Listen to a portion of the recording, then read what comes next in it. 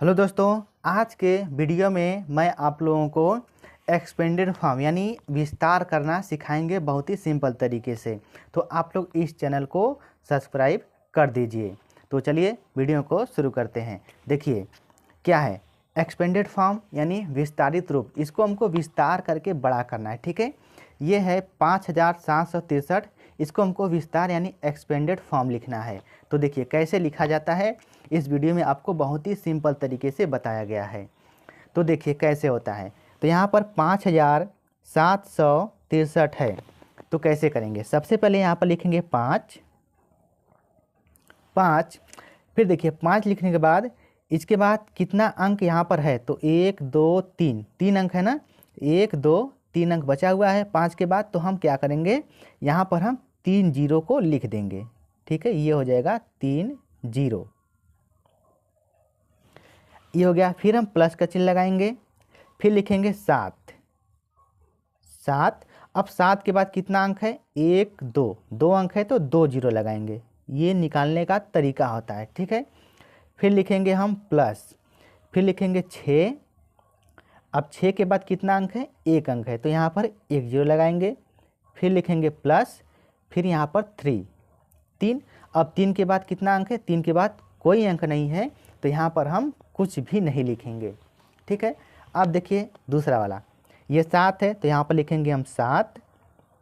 1 2 3 3 अंक है तो 3 जीरो प्लस, फिर 3। 1 2 2 अंक है तो 2 जीरो प्लस। यहाँ पर देखिए सिर्फ जीरो लिखा है तो ये जीरो हो गया, और जीरो के बाद 1 अंक है तो 1 जीरो यहाँ पर हम और लगा देंगे, ठीक है। फिर प्लस 2। इस तरह से हम ये एक्सपेंडेड फॉर्म यानी विस्तार करते हैं। तो उम्मीद करता हूँ कि आपको ये हल करने आ रहा होगा, ठीक है। इतना बात आपको समझ में आ गई होगी। फिर देखिए 5 है तो यहाँ पर लिखेंगे 5। फिर 1 2 3, फिर 6, फिर 2 अंक है 2 जीरो प्लस 3 है, 1 अंक है तो 1 जीरो प्लस 9 है तो 9, ठीक है। फिर देखिए लास्ट वाला अगला है, ये 2 है। 2 है तो 2 लिख दिए। इसके बाद 1 2 3 3 है, 3 जीरो प्लस। अब देखिए यहाँ पर जीरो लिखा है तो यहाँ पर लिखेंगे जीरो। अब जीरो के बाद 1 2 2 अंक है तो 2 जीरो लगाएंगे इस तरह से प्लस। फिर 3 है, 3 के बाद 1 अंक है तो 1 जीरो। फिर यहाँ पर 7 है तो प्लस 7 को लिख देंगे, ठीक है, इस तरह से।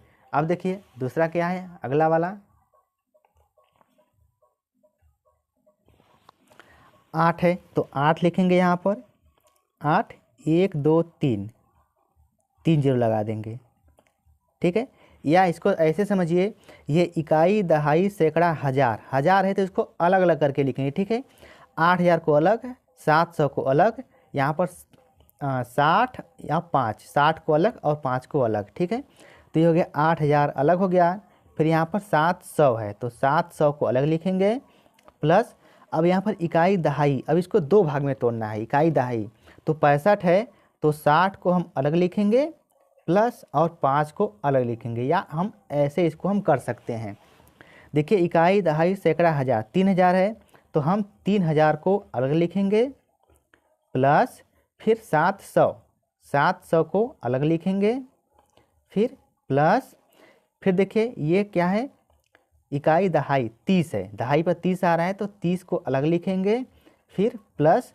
यहाँ पर जीरो इकाई बचा है तो यहाँ पर हम ये जीरो लिख देंगे, ठीक है। इस तरह से हम एक्सपेंडेड फॉर्म करते हैं।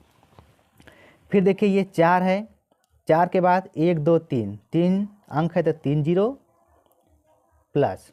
फिर 3 है, 3 के बाद 2 अंक है तो 2 जीरो प्लस। फिर 2 है, 2 के बाद 1 अंक है तो 1 जीरो प्लस। फिर 5 है तो 5, ठीक है। तो इस तरह से हम एक्सपेंडेड फॉर्म को निकालते हैं।